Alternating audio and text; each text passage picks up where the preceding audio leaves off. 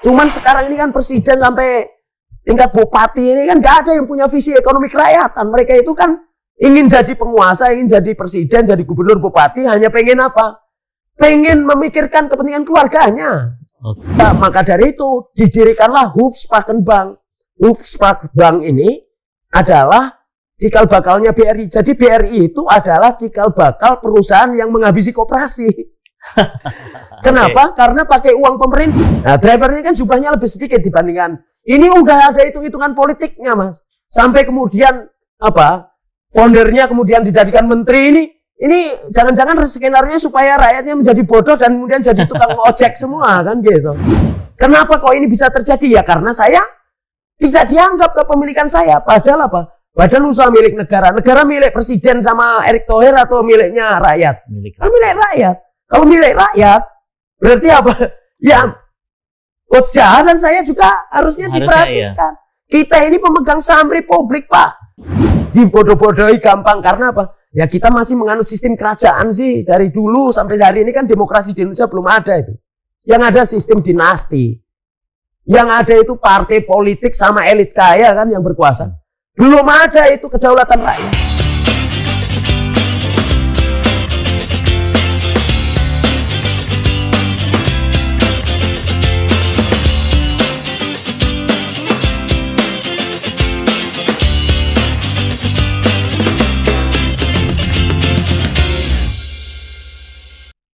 Hari ini kebetulan kita syutingnya memang pas hari koperasi, walaupun nanti tayangnya mungkin 8 minggu lagi kan. Nah, jadi mungkin tepat buat saya kalau saya mengucapkan selamat hari koperasi, walaupun tamu saya kayaknya nggak terlalu setuju untuk diucapkan selamat hari koperasi. Ya mungkin gini ya, mungkin ada hal-hal yang kita rasa bahwa ini koperasi sebenarnya barang apa sih gitu ya. Saya juga sebenarnya juga punya skeptisisme atau skeptis banget sama koperasi sebelumnya sampai saya berdiskusi dengan beberapa teman gitu ya. Apalagi episode yang lalu tentang energi terbarukan juga saya baru dengar ada koperasi energi terbarukan loh. Koperasi kita kok kayaknya begitu aja. Saya taunya koperasi itu cuma koperasinya simpan pinjam atau nama lainnya rentenir gitu. Walaupun niatnya koperasi baik tapi kan ala cara mereka berpraktek seperti halnya soal rentenir gitu ya. Jadi menyusahkan orangnya atau koperasi yang kerjaannya cuma memeras anggotanya. Atau dulu mungkin waktu kita sekolah ya, kalau misalnya nggak bawa pulpen, nggak bawa buku, beli sampul, beli aja sampul di koperasi sekolah. Wah, koperasi sekolah itu barangnya mahal minta ampun. Jadi kayaknya koperasi itu sangat tidak dekat dan sangat tidak akrab dengan kita. Tapi waktu saya dengar cerita-cerita koperasi nih, contohnya di sini ya, ini saya dikasih bahan bacaan sama seorang teman, yaitu tentang UK.coop. Ini ternyata koperasi di seluruh dunia itu sudah sangat besar, mengglobal, bahkan beberapa brand. Misalnya saya kalau nggak salah Rabobank kalau nggak salah. Rabobank itu bank besar di Belanda itu bukannya grup konglomerasi tapi malah grup koperasi. Kok bisa seperti itu ya? Sehingga akhirnya hari ini nih kita akan kita kupas tuntas tentang koperasi. Yuk gabung di sini. Anda berada di tangan yang tepat. You are in good hands bersama saya, Coach Jaha, dan bersama saya sudah ada Pak Suroto ya. Ya, Suroto. Pak Suroto ini tadi saya diberitahu Pak Suroto menulis buku bestseller tentang koperasi.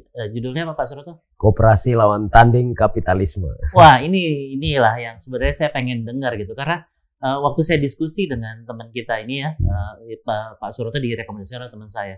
Saya tuh setengah ragu. Mungkin nggak sih koperasi melawan kapitalisme? Mungkin nggak sih koperasi mengglobal gitu? Nah, sebelum kita masuk ke situ, boleh cerita sedikit dong Pak Suroto, kira-kira apa saat ini kegiatannya? Yang saya tahu sebenarnya, sobat-sobat You Are in Good Hands, Pak Suroto ini waktu kuliah, kalau orang lain milih ikut BEM, ikut kegiatan politik gitu ya waktu mahasiswa. Ini Pak Surto malah dari kuliah sampai detik ini masih berkecimpung di bidang koperasi. Ini pasti spesial. Boleh cerita sedikit mungkin dari masa kuliah dulu?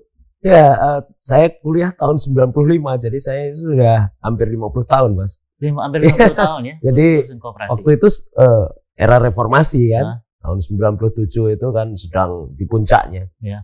Nah, saya memang begitu masuk kuliah, saya langsung masuk di aktivitas perkoperasian dan ada sesuatu yang menarik gitu. Apa tuh? Adalah kenapa ketika saya membaca buku, terutama bukunya Bung Hatta ya, saya itu memang penggemar buku-buku Bung Hatta dari sejak kuliah dulu.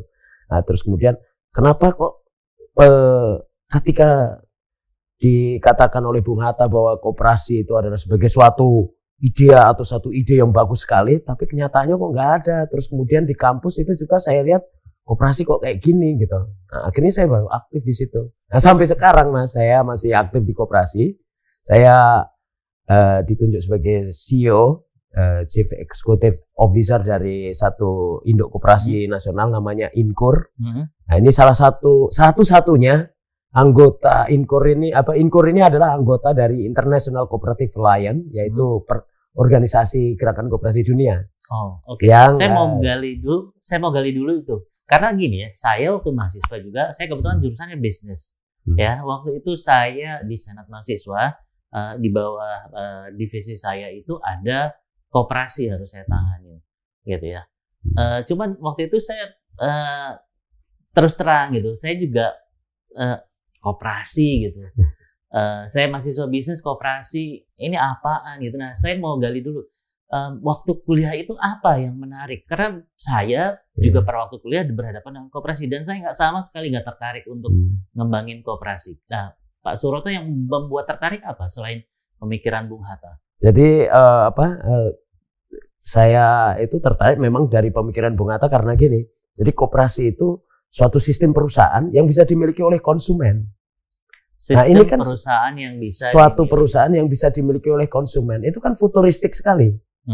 Bagaimana sebuah perusahaan bisa dimiliki oleh konsumen? Perusahaan konvensional yang kapitalis itu kan paling banter melakukan ESOP, Employee Share Ownership Plan atau kepemilikan saham buruh kan. Nah, waktu itu saya tertarik itu dengan istilah itu. Kenapa ada satu perusahaan yang bisa dimiliki oleh konsumen? Bagaimana caranya gitu? Apa hak saya? Misalnya saya jadi konsumen suatu toko, terus kemudian saya bisa jadi pemilik. Dan saya kaget gitu ketika ternyata praktek koperasi yang serius seperti ini itu menjadi praktek koperasi di banyak negara setelah saya keliling dunia ya. Di Eropa, di mana-mana. Bahkan di negara tetangga kita Singapura aja. Di Singapura itu yang namanya retail itu 62% dikuasai oleh koperasi. Namanya National Trade Union Cooperative atau disingkat NTUC. NTUC Fair Price kalau ada ke Singapura Mas. Itu Coach Jaha bisa lihat itu di pom-pom bensin itu kan NTUC. Terus mall besar itu NTUC. Itu koperasi, Mas. Koperasi. Dan dimiliki oleh jutaan konsumennya. Bukan dimiliki oleh 1-2 orang investor seperti di Indonesia. Nah, ini jadi koperasi itu memang model yang luar biasa dan NTUC ini juga salah satu dari 300 koperasi besar dunia yang baru dirilis oleh ICA, International Cooperative Alliance, yang bekerja sama dengan satu lembaga risetnya namanya Eurexel. Nah, ini belanja di situ nggak lebih mahal tuh kayak kita belanja di koperasi sekolah, koperasi kampus, semua kan sebenarnya lebih mahal.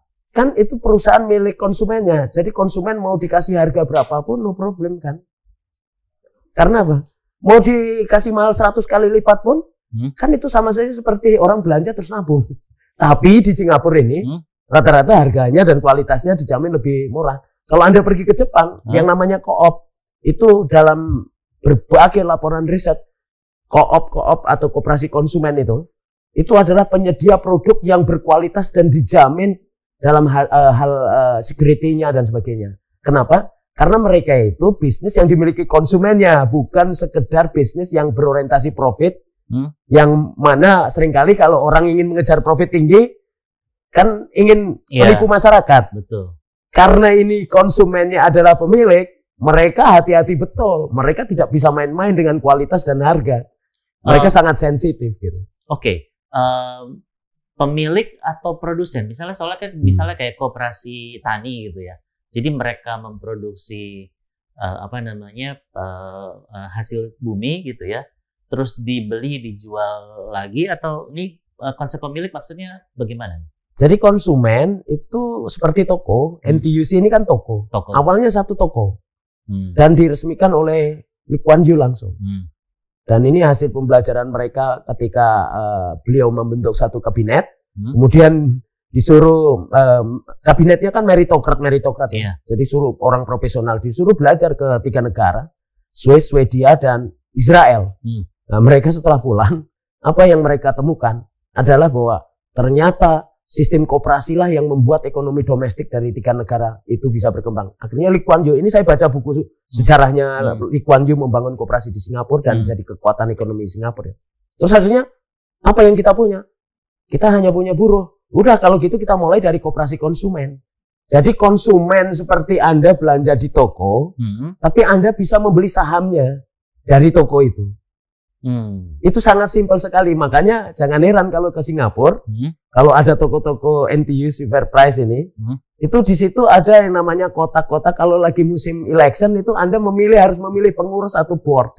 Oh, gitu. Harus memilih pengurusnya dan sebagainya.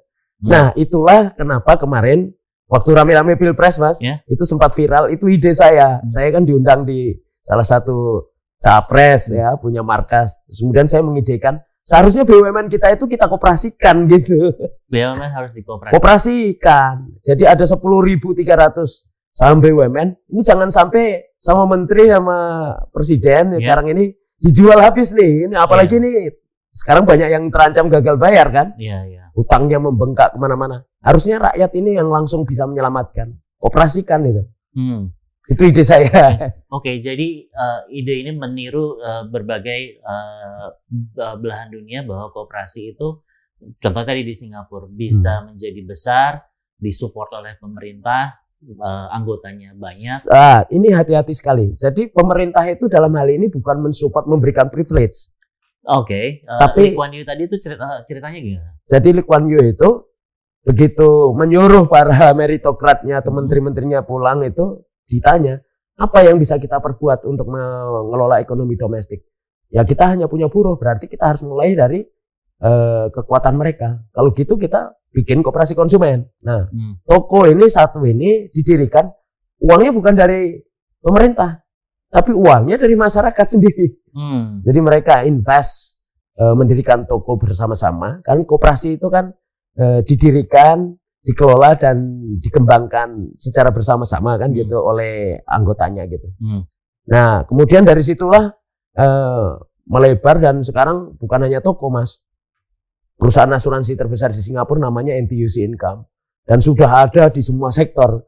Di country club ketika Anda duduk manis di hotel itu miliknya NTUC itu sebetulnya.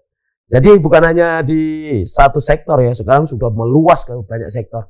Kalau BUMN kita semakin hari kan semakin susut, semakin bangkrut karena ya dikelola oleh politisi gimana? Gitu ya.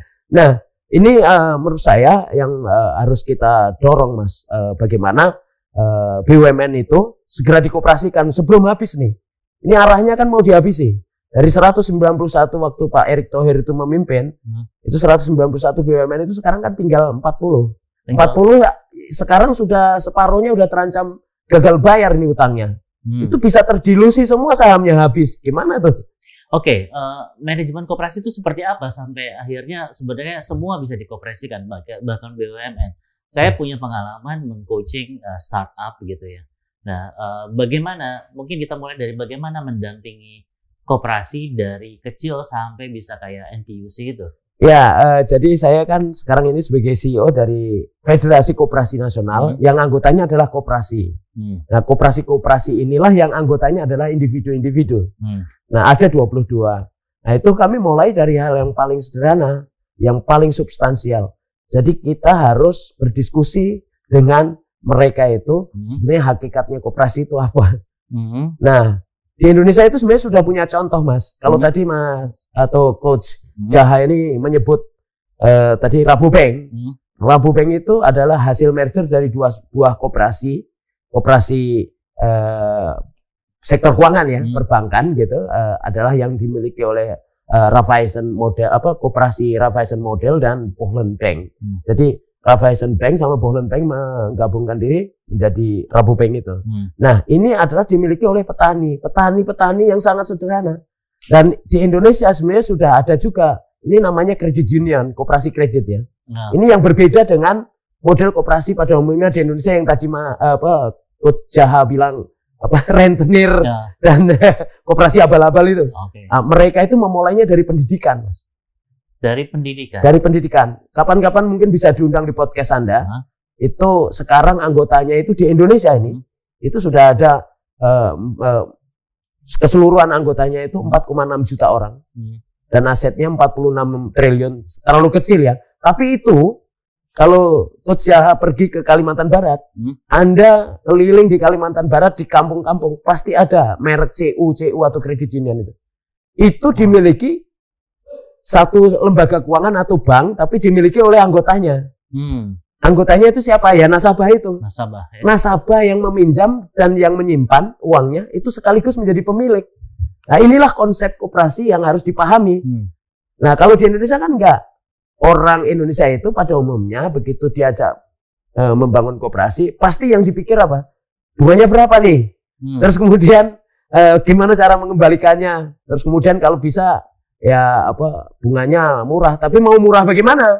Orang kebijakan pemerintah itu tidak berpihak ke koperasi juga kan? Iya. Nah ini tadi dari hakikat koperasi kan kalau kita di startup yang boleh ditampilkan kita biasanya tuh kan cara kerjanya ayo temukan dulu value proposition canvas Anda gimana, lalu kita bicara bisnis model canvas seperti apa, lalu kita masuk ke produk atau service development gitu ya.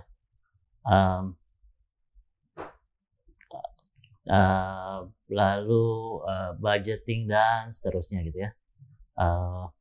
Nah, apakah koperasi melalui model yang sama ketika misalnya Pak Suroto mendampingi sekian banyak koperasi itu? Apalagi kalau saya mendampingi startup enak, foundernya cuma 1-2 orang. Ini foundernya kan bisa 10, 20, 100 bahkan. Nah itu gimana tuh cara mendampingi mereka sampai nemu hakikat koperasinya yang mau dibangun seperti apa, value apa yang mau ditawarkan ke masyarakat, atau mungkin ada bisnis model canvas juga yang harus dibuat dan lain-lain. Itu gimana? Secara teknikal semua sama, itu kan technical management ya. Jadi kita harus punya bisnis canvasnya bagaimana, terus kemudian juga bagaimana tata kelola kan gitu, governance-nya bagaimana, terus kemudian action-nya bagaimana. Maksudnya action itu dalam konteks ini bagaimana di dalam koperasi ini bisa menyusun program dan budgeting, dan kemudian bagaimana nanti POATS-nya atau perencanaan operasional dan sampai evaluasi dan sebagainya. Itu technical management semua sama. Jadi yang membedakan adalah bahwa kan kita itu tidak mengenal koperasi dengan baik. Dari sejak SD kita belajar koperasi apa enggak sih? Enggak ada. Saya belajar tapi ya itu tadi waktu di enggak ada Mas. Mata kuliah saya selama saya kuliah di Fakultas Ekonomi, tidak satu biji pun ada mata kuliah tentang koperasi. Ekonomi koperasi. Oke. Gitu. Saya kuliah 9 tahun 8 bulan S1-nya. Saya tidak ada mata kuliah koperasi, saya pelajari, saya cari-cari juga. Ternyata sudah dihapus. Nah, Anda cek aja mata kuliah koperasi kampus itu rata-rata sudah dihapus. Jadi ini suatu sistem perusahaan futuristik. Kenapa? Karena consumer bisa menjadi, atau konsumen bisa menjadi pemilik ini. Paling banter kan kalau ke perusahaan kapitalis, korporat kapitalis kan apa? ESOP kan, Employee Share Ownership Plan, atau membagi saham buruh kan ke pekerja gitu. Ini melampaui itu, ini udah beyond daripada ESOP gitu. Makanya satu hal yang menarik kemarin itu waktu kampanye tahun 2019, kampanye presiden di Amerika, waktu Bernie Sanders terkenal itu kan, dari Demokrat kan naik, itu walaupun terus kemudian yang memimpin Pak Joe Biden, tapi waktu itu Bernie Sanders terkenal karena dia mengkampanyekan ESOP demokratik. yaitu kepemilikan saham buruh, tapi 51%. Tapi Amerika itu adalah pelaksana koperasi yang paling besar di dunia. Dari 300 koperasi besar dunia, itu 26%-nya dari Amerika, sekitar 70-an, 77 atau 76 gitu. Nah, ini menarik. Negara kapitalis adalah penyumbang bisnis koperasi terbesar di dunia. Di dunia. Terbanyak. Terbesar dan terbanyak. Terbesar dan terbanyak. Ya. Kok bisa mereka hidup di ekosistem kapitalistik gitu? Karena mereka paham betul, orang-orang Amerika itu dari sejak dulu itu memahami demokrasi ekonomi, dan kemudian mereka itu kan dari Eropa kan orang-orangnya. Mereka itu sudah belajar koperasi dari sejak tahun 1844 pertama kali. Ya. Nah, terus kemudian mereka itu juga berinteraksi dengan orang-orang dari Eropa yang membawa misi mengembangkan koperasi. Tapi mereka sangat serius. Jadi kenapa kok koperasi di Amerika itu justru berkembang? Karena mereka paham apa itu perbedaan koperasi. What is the difference of cooperative with corporation? Terus kemudian mereka itu mengoposisikannya serius, Mas. Jadi kalau koperasi itu mereka itu berkampanye pernah, itu tahun 2011 itu waktu saya membaca majalah Times, saya kaget. Mereka beriklan selama seminggu sebanyak 5 halaman. Mereka itu mengkampanyekan perbedaan koperasi dan korporasi. Dan itu dikampanyekan secara serius prestasi-prestasi mereka. Oh ya? Nah, iya. Boleh dibongkar. Contohnya nih. Kalau konsumen itu kan Anda hanya jadi objek. Itu di koperasi. Di korporasi. Korporasi. Jadi objek pemerasan ya, ibaratnya pengambilan keuntungan. Yeah. Tapi kalau di koperasi Anda bisa menjadi pemilik. Kalau pemilik, ya namanya pemilik, berapapun kan harus dihargai, walaupun mereka itu hanya. Nah, perbedaan koperasi itu dengan korporasi. Kalau korporasi itu adalah sahamnya itu yang menentukan dalam keputusan. Kalau di koperasi yang menentukan orangnya. Artinya begini, kalau di koperasi itu adalah one person one vote dalam decision makingnya. Kalau di dalam korporasi itu one share one vote. If I own 51%, jika saya punya 51% saham, saya yang menentukan, kan gitu, Mas. Misalnya saya sama Coach Jaha mendirikan perusahaan, itu kalau Coach Jaha punya share atau saham 90%, kan saya ngikut keputusan Bung Jaha. Nah, berbeda kalau koperasi. Saya hanya 10% nilai investasi saya, tapi decision maker-nya dia equal. Kita adalah setara. Itu perbedaan koperasi. Kenapa? Karena itulah yang membuat koperasi itu berbeda dari korporasi.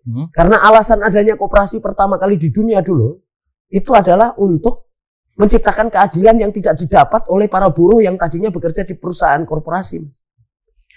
Jadi idenya yang pertama itu adalah bahwa korporasi dan koperasi itu berbeda. Tapi kalau technical management sama. Perusahaan, mereka juga punya perusahaan. Koperasi itu jangan salah. Tadi itu saya hanya menyebutkan salah satu. Misalnya produk di New Zealand, itu ada namanya koperasi Fonterra. Itu ada dairy kooperatif, koperasi persusuan. Itu dimiliki oleh 10.500 peternak. Tapi jangan salah, ini koperasi kalau di Indonesia kan kita anggap ecek-ecek. Ini menguasai 35% market share produk susu seluruh dunia. Wow. Salah satunya kita selalu minum ya. Selalu minum.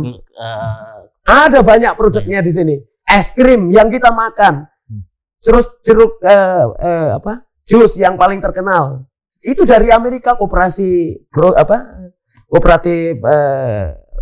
koperasi susu, koperasi perkebunan jeruk di sana. Oh, ini menarik ya. Itu merek-merek terkenal. Saya kalau boleh menyebutkan merek, saya sebutkan semua sini. Pasti Anda kaget. Kayaknya boleh lah. Siapa tahu nanti di ya misalnya saya sebut jeruk Sunkist.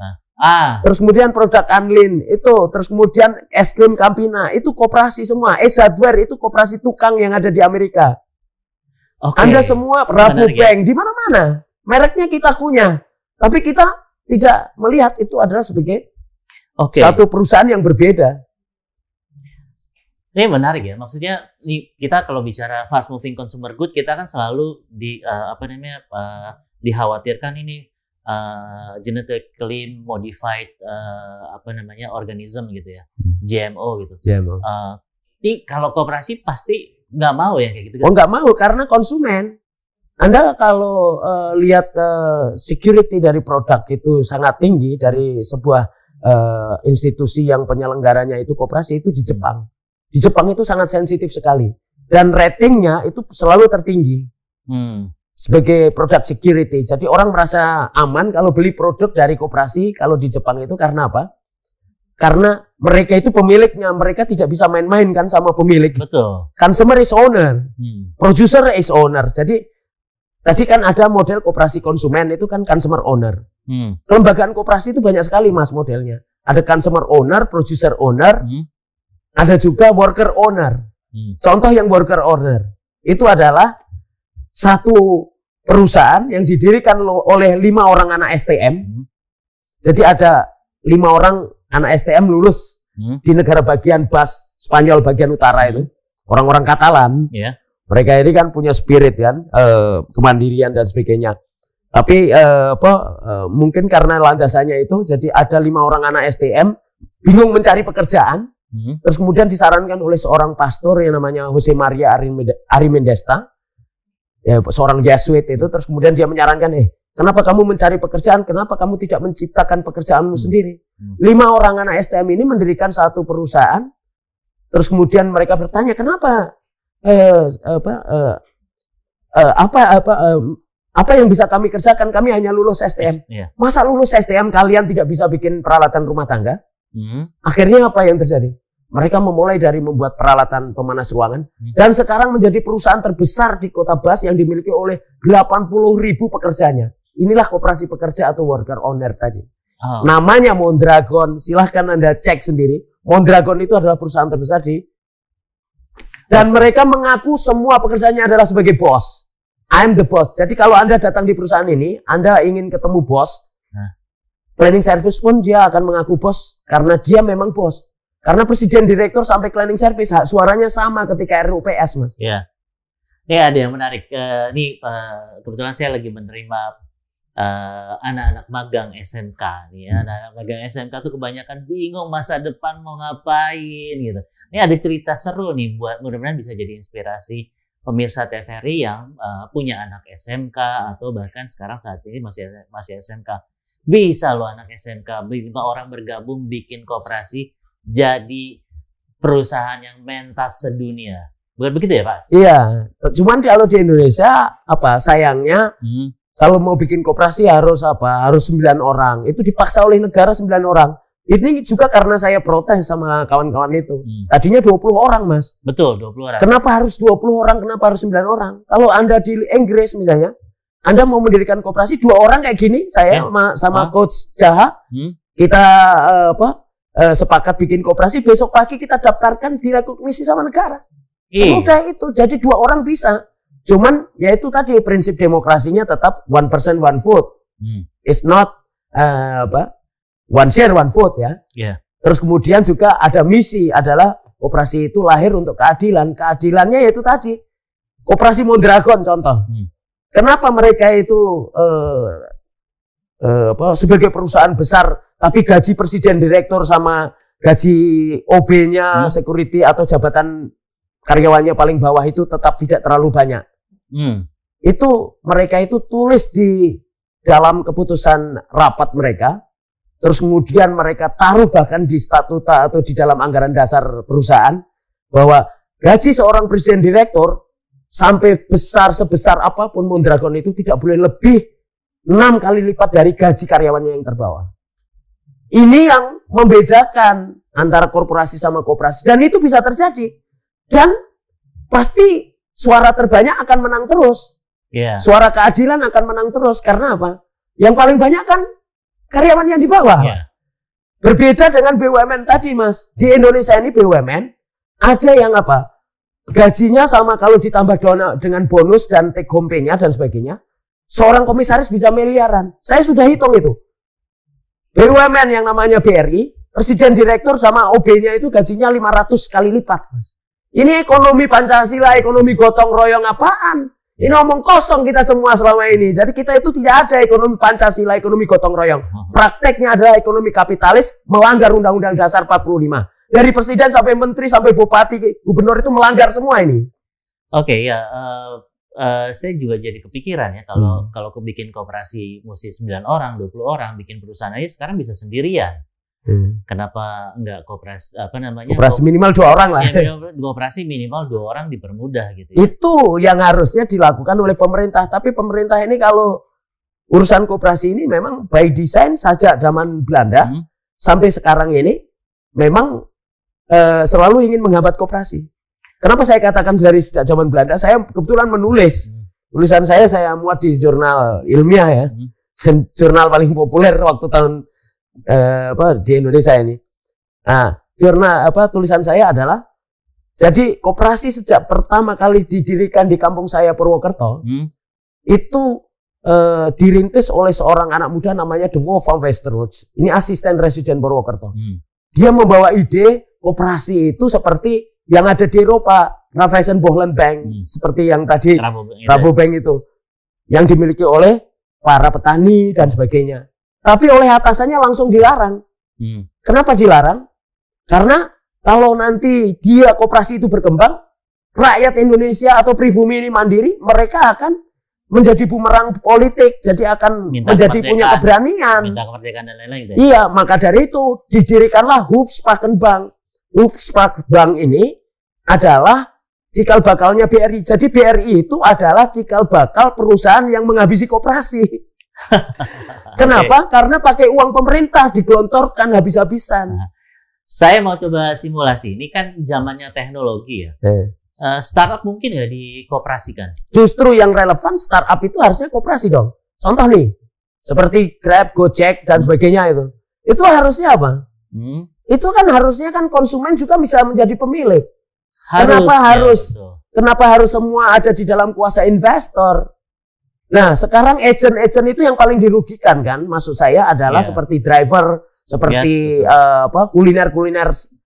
Mereka itu kan harusnya menjadi owner juga, dikasih share saham dong, jangan dikuasai, dimonopoli oleh investor.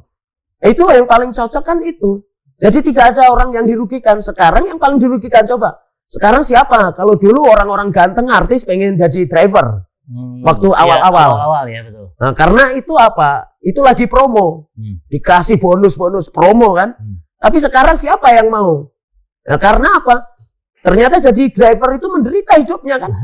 Menjadi kuliner-kuliner yang sekarang ini juga dipaksa untuk berpromosi, dipotong 30%. Dan pemerintah sayangnya tidak berada di dalam pembelaan terhadap orang-orang yang lemah ini. Inilah yang sebetulnya saya ingin sampaikan. Saya mengkritik ini sebetulnya supaya lingkungan bisnis kita itu berkembang. Saya ini kan orang bisnis, Mas.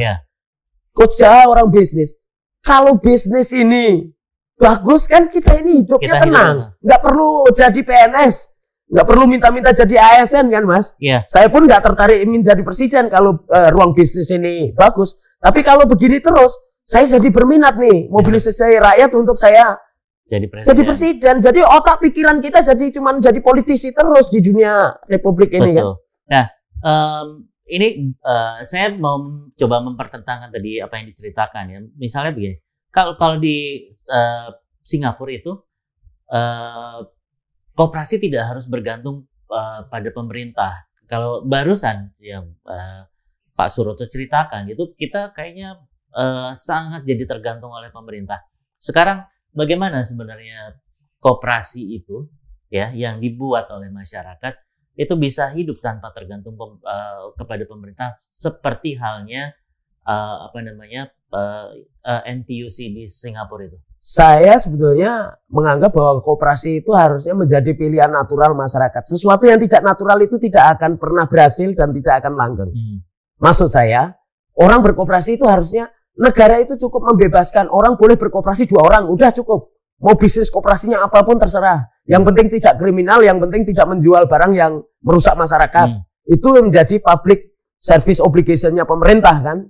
Artinya pemerintah punya tanggung jawab untuk mengawasi hal-hal yang sifatnya kepentingan publik seperti itu. Tapi pada intinya pemerintah harus merekognisi bahwa koperasi itu seperti halnya PT bisa didirikan 2 orang. Kalau ini sudah dilakukan selesai. Saya persoalan saya sama Coach Jaha mau memilih PT atau koperasi itu kan pilihan hati nurani kita. Kalau kita ingin bisnis yang berkeadilan, Mas, kita pilih koperasi. Tapi kalau bisnis yang kapitalis, yang dominan, yang ingin satunya menguasai yang lain, ya kita pilih PT. Nah, tergantung masyarakat terbuka saja kan gitu. Yeah.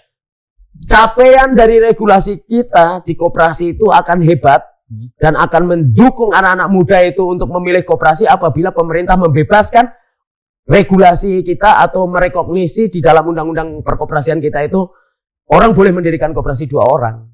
Tapi kalau harus 9 orang, ya sudah 9 orang, anak-anak ini adalah pengangguran dan miskin semua.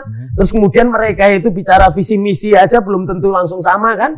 Kapan koperasi mau berkembang? Kapan koperasi mau jalan kalau seperti itu kan? Jadi ini apa namanya? So simple. Jadi, kalau koperasi mau berkembang. Koperasi itu filosofi pelaksanaan bisnis ya. Tapi bisnis as usual-nya sebenarnya sama kan? Ada semua KPI, sama. Ada planning, organizing, actuating. Kalau Anda tidak punya itu semua, tata kelola, tewas, Renstra dan sebagainya, tewas. Ya. Oke, jadi filosofi di tataran koperasi di tataran filosofi harus masuk ke dalam planning, organizing, actuating, controlling tersebut. Betul sekali. Kalau values dari koperasi itu kan ingin menciptakan keadilan. Jadi koperasi itu tahun 1844 itu koperasi pertama. Itu didirikan oleh 28 orang buruh dan aktivis sosial, reformis sosial di Inggris, di Rochdale. Dari 28 orang buruh itu idenya apa, Mas? Mereka mendeklarasikan nama koperasinya aja namanya adalah The Equitable Society Pioneers of Rochdale. We are the Equitable Society Pioneers of Rochdale. Itu kalau di bahasa Indonesia kan kami adalah perintis masyarakat setara dari Rochdale. Yeah. Maksudnya apa? Mereka itu adalah 28 orang buruh yang tadinya diperas di korporasi. Mereka itu disuruh bekerja 18 jam 1 hari 1 malam. Sebelum itu belum ada orang bekerja 8 jam loh, Mas. Terus kemudian mereka itu 18 jam bekerja, gajinya kecil, hanya 0,5 penny per minggu. Akhirnya mereka apa? Mereka mengatakan, kenapa tidak kita bikin perusahaan sendiri? Mereka bikin toko. Dan tokonya itu hanya menjual sembako, dan itu hanya buka 2 jam di malam hari, di hari Sabtu. Tapi kenapa mereka begitu optimis dan sekarang meluas, berkembang menjadi inspirasi sistem perusahaan di seluruh dunia? Karena ada misi keadilan yang mereka ingin ciptakan di dalam tempat kerja. Dan kualitas itu otomatis menjadi komitmen karena apa? Konsumen menjadi pemilik, pekerja menjadi pemilik, produsen menjadi pemilik. Termasuk yang problem rantai nilai yang selama ini hilang. Selalu kan kita kalau membahas soal ekonomi itu adalah value chain.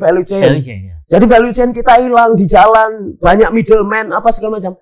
Kalau koperasi itu sudah hilang semua itu. Contoh yang paling progresif sekarang ada namanya iCoop dari Korea. Ini koperasi tahun 97, itu ketika krisis ekonomi di Korea Selatan dan Indonesia. Petani-petani perempuan ini di Korea ini, mereka bersatu, mereka mendirikan toko koperasi yang dimiliki oleh mereka. Terus kemudian mereka mendidik konsumennya itu untuk berbelanja etis. Jadi berbelanja yang tidak merusak lingkungan, yang tidak mempekerjakan produk-produk yang tidak mempekerjakan anak, terus kemudian produk yang tidak membayar gaji, diproduksi tidak membayar gaji buruh dengan murah, dan sebagainya. Nah, akhirnya apa? Menciptakan demand dari produk etis kan, Mas? Produsen-produsen akhirnya menjadi etis. Pekerjanya ini juga bekerja secara etis. Jadi mereka itu menciptakan suatu sistem jaringan kerjasama bisnis yang etis. Jadi kooperatif is ethical business, Mas. Bukan hanya sekedar business as usual. Nah, perbedaan yang paling nyata di situ. Dan ini sebetulnya sesuai dengan cita-cita berdirinya Republik Indonesia, adil dan makmur kan. Jangan hanya makmur doang, tapi yang makmur adalah segelintir orang. Ini kan keadilan itu maksudnya adalah bagi semua warga negara kan gitu. Kalau koperasi berkembang, makanya Bung Hatta mengatakan, jika makmur koperasinya, makmur bangsanya. Nah, koperasinya tidak makmur ya rakyatnya seperti kita rasakan sekarang ini. Ya, ini republik ini kan sebetulnya sangat tergantung dari pemimpin. Kalau ada kepemimpinan yang transformasional yang mengerti persoalan rakyat seperti ini, itu luar biasa. Indonesia ini jadi bangsa dan negara yang disegani dan besar, Mas. Cuman sekarang ini kan presiden sampai tingkat bupati ini kan gak ada yang punya visi ekonomi kerakyatan. Mereka itu kan ingin jadi penguasa, ingin jadi presiden, jadi gubernur, bupati, hanya pengen apa? Pengen memikirkan kepentingan keluarganya. Itu aja, nggak ada kan yang pentingan lain. Wow, sad fact about our country. Jadi gimana kita orang bisnis? Ya kayak gini akhirnya. Kita ini ya juga setengah mati kan. Semua harus nepotis. Kita harus berkong kali kong dengan keluarga-keluarga politisi dan sebagainya kalau mau bisnis kan. Oke. Sangat memprihatinkan. Buku tentang koperasi menantang lawan tanding kapitalisme. Itu isinya itu. Nah, oke. Sekarang begini, saya kasih kasus nih, ya. Seandainya kita nggak usah nyebut merek nih, ada perusahaan aplikasi pengantaran online, ya, gitu, yang ada motor dan mobil, yang saat ini dikuasai kapitalis. Dengan apa yang ada di bukunya Pak Suroto ini, bisa nggak para driver dan ojol, kesebutlah, nggak apa-apa, driver dan ojek online ini bisa mengambil alih kapitalisme dari perusahaan-perusahaan aplikasi tersebut? Ada strateginya kira-kira? Ya, karena orang sudah bergantung dan mereka ini kan juga tidak bisa berserikat kan. Kalau berserikat ketahuan kan mereka langsung di check out gitu. Jadi ya caranya apa? Caranya pemerintah. Kekuatan rakyat itu kan ada di pemerintah. Pemerintah itu kan adalah dalam sistem demokrasi, namanya pemerintah adalah orang yang kita pilih untuk kita perintah kan. Nah, yang bisa kita perintah siapa? Ya presiden sama menteri sama bupati gubernur. Itu yang harus kita dorong supaya mereka bikin peraturan seperti itu yang memaksa si perusahaan aplikasi-aplikasi atau super apps ini supaya mereka tidak monopolize gitu. Kalau mereka membuat koperasi yang akhirnya dibesarkan. Boleh-boleh saja, tapi kalau misalnya lingkungan persaingannya yang sudah besar ini dikuasai oleh kapitalis seperti itu, terus kemudian mereka itu memberikan keistimewaan ke konsumen, konsumen kita itu juga kan bukan konsumen yang idealis. Yang selalu jadi korban kan pasti yang adalah tenannya dan sebagainya ini kan. Yang dikorbankan kan kalau kita sebagai pelanggannya kan kita dapat harga murah nih. Ya kan? Tapi yang menderita siapa? Drivernya misalnya.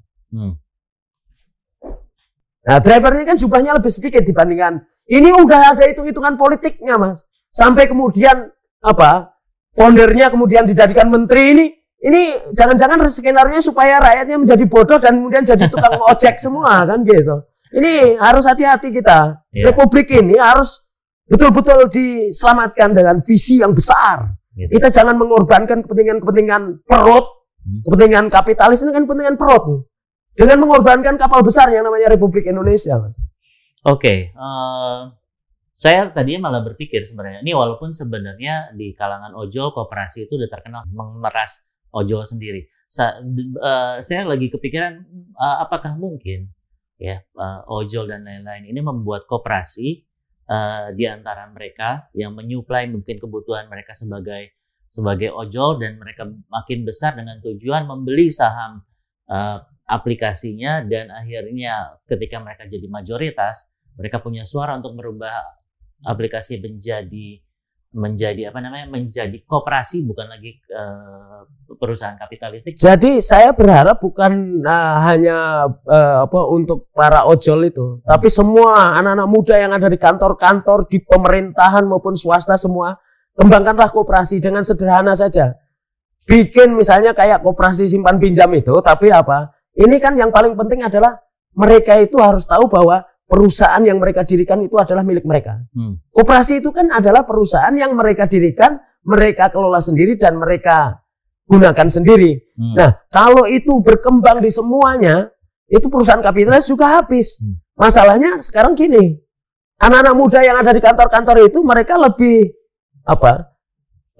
senang pinjaman pinjol online yang mudah, yang ditagih dengan bunga tinggi, daripada mereka itu mengajak teman kantornya mendirikan usaha simpan pinjam yang ibaratnya menaruh kantong bersama dari tabungan mereka, terus kemudian ada yang kesusahan mereka meminjam, terus kemudian bagaimana transparansi, kalau perlu kotak uangnya itu dibikin dari besi atau supaya kalau pengurusnya itu tidak bisa korupsi dan sebagainya. Itu kan sekarang banyak IT yang bisa digunakan. Bisa itu ya. Tapi intinya adalah apa-apa yang kita tidak miliki tidak bisa kita kendalikan. Republik ini sekarang sudah tidak kita miliki. Ini sama aja, Mas. Pembangunan koperasi itu adalah pembangunan untuk membangun kekuatan sendiri dan kita menciptakan perusahaan milik kita sendiri. Nah, ini kan artinya kemandirian ekonomi yang tidak dimaui oleh kapitalis. Ini masalahnya. Maka dari itu, untuk melawan itu semua, BUMN yang 10.300 triliun asetnya ini kita harus minta kepada Presiden supaya ini apa? Segera dibagikan ke rakyat melalui koperasi. Seperti mekanisme imbreng biasa. Pemerintah kan juga melakukan imbreng. Sahamnya yang dikuasai oleh pemerintah kemudian diserahkan ke korporasi. Seperti BRI, BNI apa. Itu kan punya saya juga. Saya nggak pernah diundang RUPS. Mereka menggaji presiden direkturnya semau-mau mereka sampai 500 kali lipat. Dibandingkan dengan itu secara kemanusiaan saya nggak mau punya perusahaan seperti itu. Kenapa kok ini bisa terjadi? Ya karena saya tidak dianggap kepemilikan saya. Padahal apa? Badan usaha milik negara. Negara milik presiden sama Erick Thohir atau miliknya rakyat? Milik rakyat. Kalau milik rakyat, berarti apa? Ya, Coach Jaha dan saya juga harusnya diperhatikan. Iya. Kita ini pemegang saham Republik, Pak. Bukan hanya penonton. Jangan kita diem gitu. Oke. Ini sorry, agak sedikit provokatif. Ini saya kira supaya masyarakat kita juga paham ya. Yeah. Coach Jaha kan tahu lah, rakyat kita itu terlalu banyak diam, terus kemudian mengalah terus. Yeah. Dibodoh-bodohi gampang karena apa? Ya kita masih menganut sistem kerajaan sih dari dulu sampai hari ini kan demokrasi di Indonesia belum ada itu. Yang ada sistem dinasti. Yang ada itu partai politik sama elit kaya kan yang berkuasa. Belum ada itu kedaulatan rakyat. Wah, ini seru sekali ya. Pembicaraan nggak terasa sudah hampir 1 jam. Saya saya ada pertanyaan terakhir yang sedikit. Kebetulan karena saya punya sebuah perusahaan consulting, ada nggak contoh koperasi konsultan begitu? Kalau di dunia ada. Apa contohnya? Ya, jadi banyak sekali, tapi perusahaan-perusahaan consulting, perusahaan-perusahaan firma hukum itu banyak sekali. Anda tinggal ketik aja. Kooperatif consulting, bisnis consulting, itu banyak sekali listnya di seluruh dunia, kecuali di Indonesia. Profesional di Indonesia lebih memilih modelnya adalah PT, firma, kan gitu. Kenapa? Karena ya mau berkembang sebagai perusahaan consulting yang berbisnis koperasi bagaimana? Bung Jaha harus mendirikannya 9 orang. 9 orang belum tentu satu visi dengan Anda kan? Betul. Coba kalau misalnya Coach Jaha mengajak saya, terus kita sudah satu visi, besok langsung kita daftarkan, kita registrasi, langsung direkognize sama negara. Semudah itu cara mendirikan koperasi. Anak-anak muda, seperti Anda ini kan masih muda sekali ya untuk mengembangkan bisnis.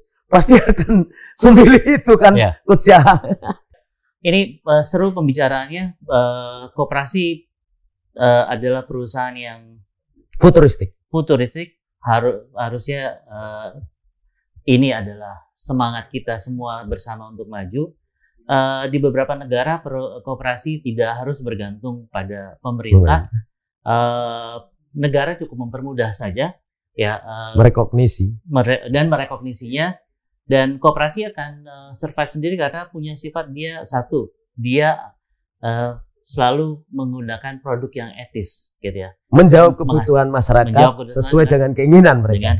Dan secara filosofi koperasi itu adalah harusnya masuk ke berbagai ranah pengelolaan bisnis, walaupun secara bisnis sampai ke public good, business as usual saja gitu ya. Betul. Tepat sekali. Dan koperasi sebenarnya yang menarik dari koperasi, kalau misalnya kita buat koperasi itu minimum 2 nih, yang saya tangkap ya, dengan minimum 2 itu ketika koperasinya membesar, mengajak orang masuk ke koperasi ini akan menjadi pemilik.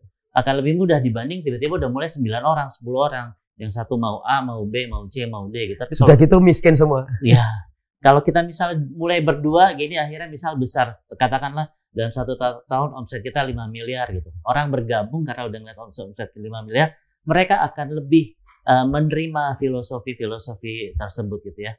Ya, saya sebagai seorang coach untuk startup, untuk UMKM dan bisnis, saya sangat tergugah sebenarnya dengan yang barusan diceritakan. Bahkan saya tadi thinking out loud, saya berpikir apa consulting saya rubah jadi koperasi aja, karena memang artinya kita sejumlah pakar gitu ya, berkumpul untuk melayani klien kami gitu ya. Biasanya kan model consulting ada satu yang jadi jagoannya gitu, padahal kan nggak ada orang manusia jago seluruhnya gitu ya. Kalau saya kebetulan banyak fokus di educational business gitu ya. Saya juga butuh orang yang finance dan lain-lain segala macam.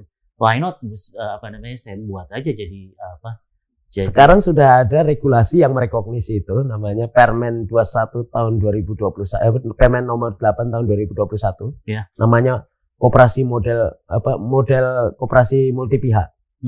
Itu bentuknya masih permen, dan itu saya memperjuangkannya sejak waktu itu saya tulis di media di Kompas 11 tahun yang lalu baru direkognisi sekarang. Okay. Dan itu salah satu yang menarik adalah model koperasi multi pihak tadi itu bisa untuk consulting perusahaan-perusahaan profesional, anak-anak muda yang kenapa? Karena di situ ada namanya cluster. Yeah. Jadi ada investor, ada consumer, ada klien ya. Kalau perusahaan konsultan kan ada klien juga bisa jadi pemilik perusahaan Anda.